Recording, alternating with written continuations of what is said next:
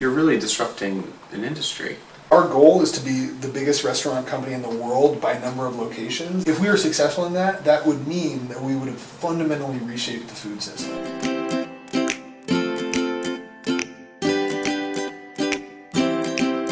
So tell me the impetus that started Everytable. Yeah, so Everytable is a healthy grab-and-go restaurant concept that's making healthy food affordable for everybody. And we basically came to understand that there are neighborhoods called food deserts, which in every major American city. And food deserts are, underserved, mostly low-income communities that have no access to healthy, fresh food. So very limited number of grocery stores, no sort of healthy restaurants, so people do all of their shopping in liquor stores or 7-Elevens. I am a believer that healthy food is a human right. The food system is not set up that way. So we thought, can we create a business that can actually solve these problems that our food system has created?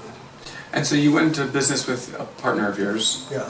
What's his name? David Foster. David Foster. So Everytable, for those who don't know, it's kind of like healthy fast food. Although where fast food is sort of like frozen, stuff that never goes bad, Everytable is fresh, made by chefs from scratch every single day. Like the fact that we have figured out a way to make incredibly high quality, incredibly delicious for the prices that we're selling it at, and to do it profitably is, honestly, it's crazy. Yeah. So talking about these chefs, who are these people that kind of make this food? I mean, we have, the first chef that designed our menu was a guy named Chef Craig Hobson, who was a former head chef at Le Cirque. Le Cirque is one of the most storied fine dining restaurants in the world. And then since then, we've continued to bring in world-class chefs, both people that work for us and folks that sort of come and do sort of like guest chef appearances with us. We basically open stores in all different kinds of markets. So we're in Century City, and we're also in South LA and Baldwin Hills and Compton coming soon and Watts coming soon. We basically created a menu that celebrated the different cultures and cuisines of Los Angeles,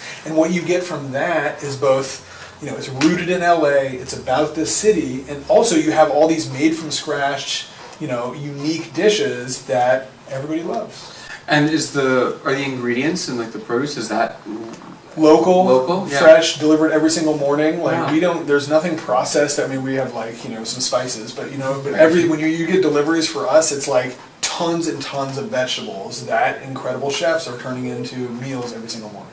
So the chefs make the meals in like your kitchen? Yeah, so we have a single kitchen that supports all of our stores, and we have 5 stores now. We'll have 7 stores in a couple months. The reason that our business works as well as it does is because you have a single kitchen that supports all those stores, which is both huge economies of scale at the kitchen, but also then means that we can open stores that are 700 square feet instead of 2,500 square feet like the usual restaurant, and cost $200,000 to build instead of $2 million to build.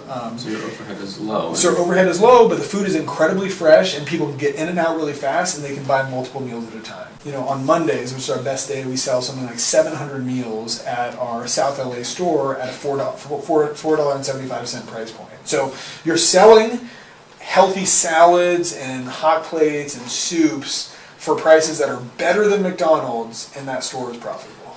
And they're healthy. They're healthy. They're incredibly healthy. So how does that work? Like how are you able to make it affordable so it also is still profitable for your business? So if you think about McDonald's, right? If you think about why that makes such brilliant sort of sense as a business, it's because the ingredient cost is really low. It's like processed ground beef and a hamburger bun and potatoes, right? And soda. That's really inexpensive. And all those things never go bad. You have frozen beef, and then of course soda could last for decades, right? So it's a brilliant system. So that's what we had to get over, is like, how can we create a system that makes fresh food and doesn't sort of deal with all this spoilage stuff? And the way we do it is we basically project demand at each store, and so we're trying to send enough food to the stores each day so that it's just enough for customers, but that we don't have anything left over, and anything left over we donate, basically.